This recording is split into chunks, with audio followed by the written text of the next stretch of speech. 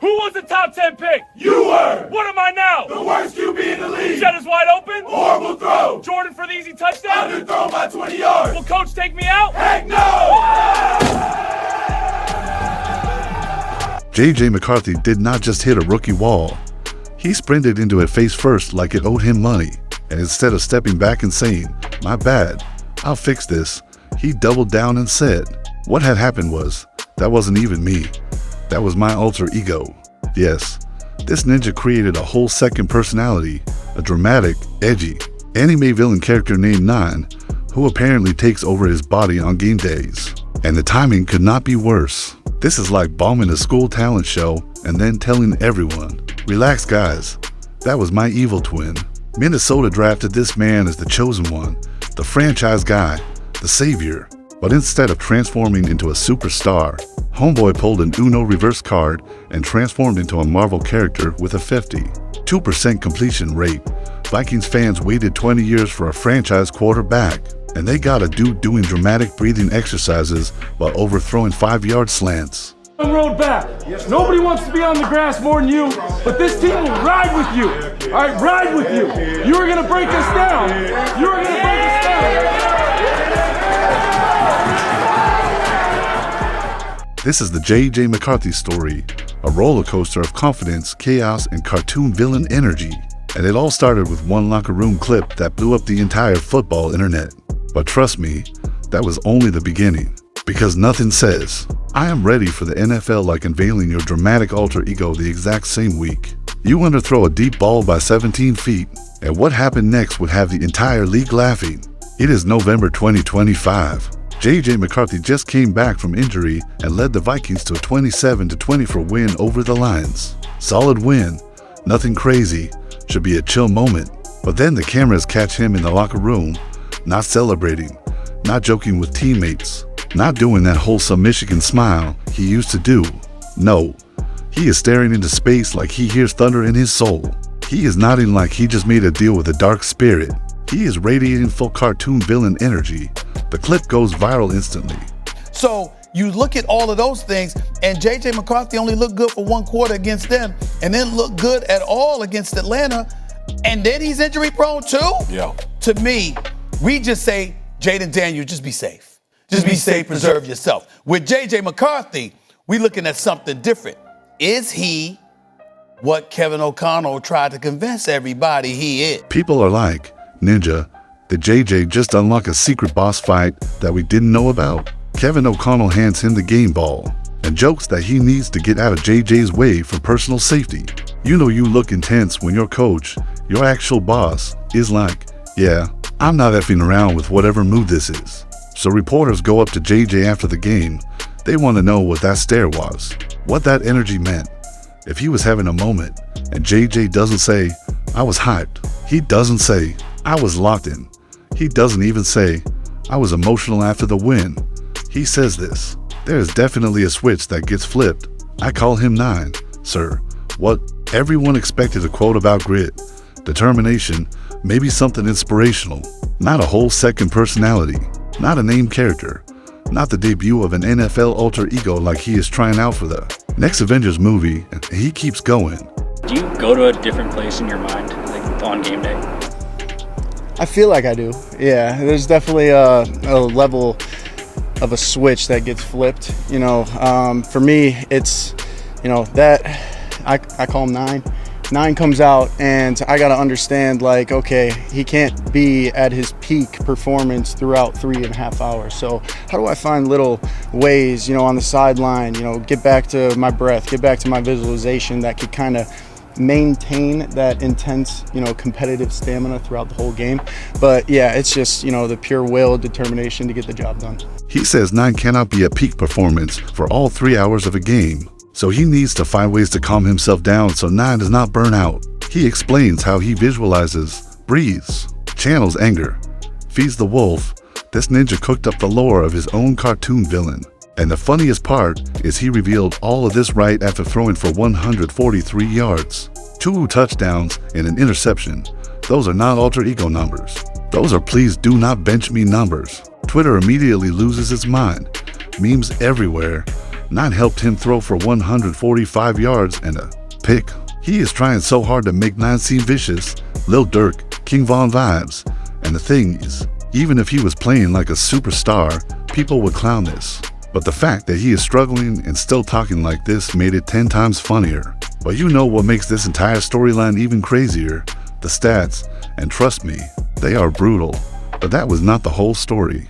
Frustrations are boiling over for Justin Jefferson, as this has been a tough stretch for Jay Jettas and the Vikings offense as a whole. Justin Jefferson about as calm, cool, and collected as it gets for a superstar wide receiver. He doesn't have that diva stereotype for him, but he almost slammed his helmet. You could see he just forcefully put it down on the trainer's table instead, but he was not happy after he was missed over the middle of the field with an overthrow. At this time, JJ was 10 for 21, 2 interceptions, 74 passing yards. If you saw JJ McCarthy's 2025 stats in Madden, you would restart your console and blame the controller.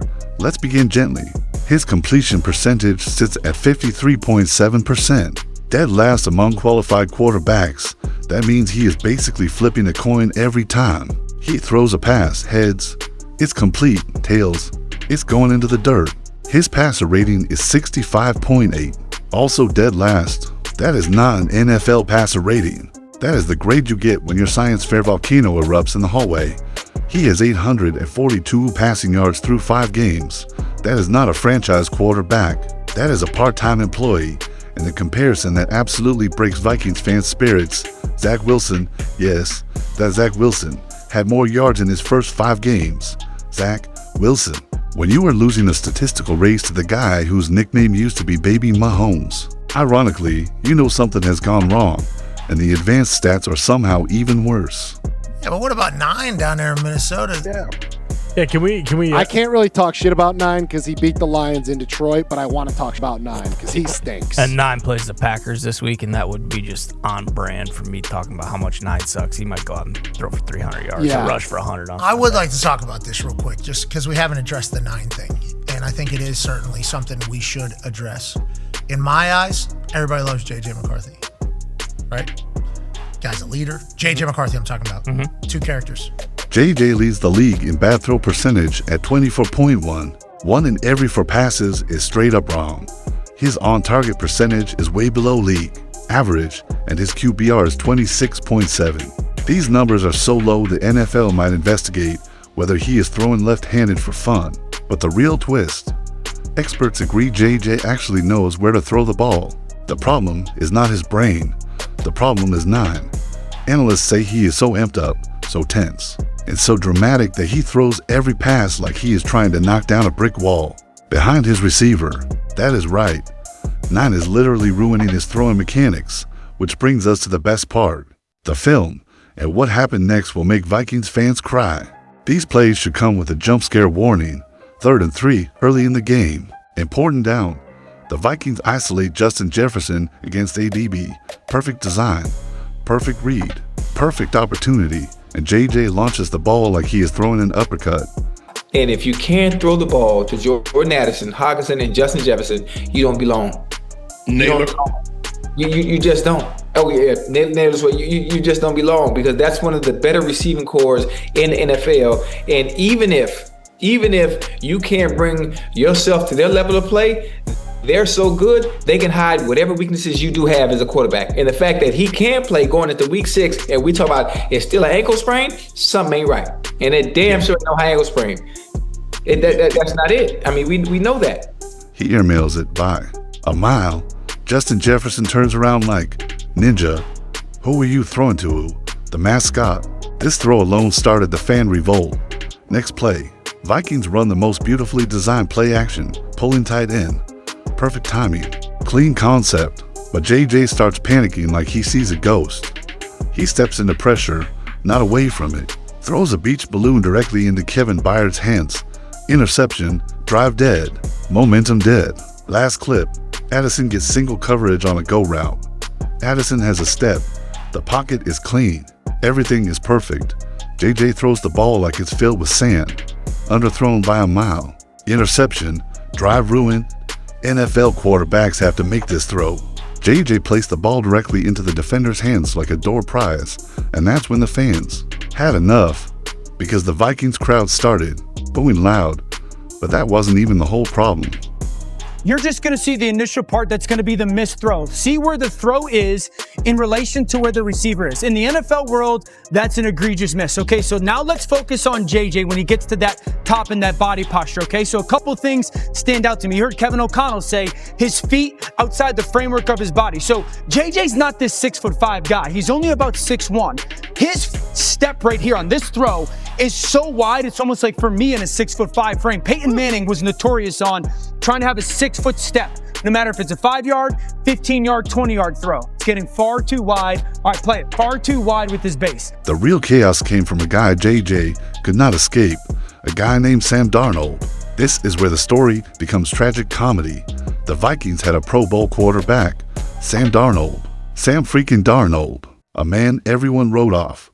A man who bounced around the league like a traveling salesman. Then Minnesota gave him weapons, coaching, rhythm, and confidence. And he turned into a full superhero. 35 touchdowns, over 4,000 yards, 14-3 record, Pro Bowl. The Vikings looked at all that and said, cool, let's let him walk and roll with the rookie who draws smiley faces on his hand. They didn't sign up for this chaos, but that was not the biggest problem. Because JJ's worst enemy is not Darnold, it's 9. Most quarterbacks channel intensity. Tom Brady screams. Peyton Manning yells at linemen. Mahomes does his frog voice thing. JJ McCarthy created 9, a dramatic alter ego who speaks through him like he is narrating a fantasy novel. At Michigan, JJ used to draw a smiley face on his hand. He played best when he was loose, laughing, having fun. Do you think it's funny that JJ McCarthy has called himself 9? I call him 9. 9 comes out. Oh, another interception by 9. You can't nickname yourself. You can't nickname yourself. No, you can't. It's really cringe. Although Kobe Bryant did. And he was such a great player that nobody cared. He called himself the Black Mamba. And he was just so good. I never knew that. I assumed that he did not. No, he got away with it because he was so good. Okay. Good for him. JJ McCarthy is no Kobe Bryant. I'll tell you that much. No, he's not. He's not even close. Now he is trying to summon inner rage like he is powering up in an action cartoon. But instead of becoming unstoppable, he became inaccurate. 9 apparently tightens his shoulders, speeds up his footwork, raises his heart rate, and makes him overthrow 5-yard passes like he's trying to hit a drone in the stadium rafters. CBS analyst JP Acosta said every throw JJ misses looks the same. Too fast, too tight, too dramatic. 9 is not helping.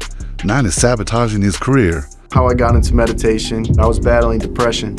I wasn't fortunate enough to have the self-courage to talk to somebody about it, so I just went straight to find better ways to improve my mental health. I would say the difference between before and after I meditate is a sense of centering my being. I'm not thinking about the next day. I'm not thinking about the interception I threw in practice. I'm just completely here and now. 9 is not his alter ego. 9 is his completion percentage.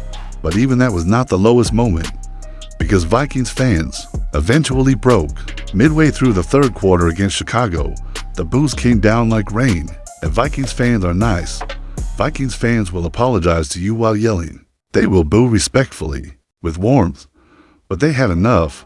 They looked at the roster: Justin Jefferson, Jordan Addison, TJ Hawkinson, Aaron Jones, Jordan Mason. Elite pass blocking, elite coaching. And they saw their franchise being held together with chewing gum and visualization breathing exercises. They waited their entire lives for a star quarterback. They got a man having an anime showdown with himself on the sideline. But Minnesota still has a chance, and that brings us to the final chapter. Mina, JJ McCarthy threw 2 interceptions, finished with a QBR of 22. What's going on with him? Inaccuracy, and you can source it to a number of reasons: timing, footwork, holding onto the football. But basically the summary watching this game is just too many uncatchable throws. And my concern now, as I think about this Vikings team as a whole, is this: the locker room, right? It's honestly not too dissimilar from the conversations we had at some point about Anthony Richardson in Indianapolis. In this game alone, you could see normally sure-handed Viking skill players getting frustrated. Justin Jefferson never gets frustrated. It's like the consummate teammate. And then Jordan Addison with some drops as well. The Vikings are 4-6, playoff hopes fading, locker room energy questionable. But JJ is young, 22 years old, second-year player, missed his entire rookie season. He can still grow, improve, fix his mechanics. Kevin O'Connell keeps repeating feet and eyes like a mantra, trying to keep JJ grounded, trying to keep 9 under control. The next 7 games will decide everything. Either JJ relaxes, or 9 keeps throwing fastballs into the first row. No middle ground. Whether JJ becomes a star or a cautionary tale, 9 will go down as one of the funniest, most unintentionally chaotic NFL storylines ever created. Vikings fans wanted a franchise quarterback, a leader, a hero, a field general. I'm not sure he's the answer because you're not giving him a great chance to show what he's capable of. I think, in my humble opinion, they should have went with Sam Darnold for 1 more year because that would have gave JJ McCarthy time to be healthy, make sure he's fully recovered from his injury, and not have the full pressure of the franchise on his shoulders his first game out. Also, you're going to get a fan base that's going to grow increasingly frustrated because the expectations were 14-3. They got a guy who created an alter ego that can't even throw. The damn football. Let me know what you think in the comments. Until the next upload, stay dangerous, my ninjas. I'm up out this bitch. Peace.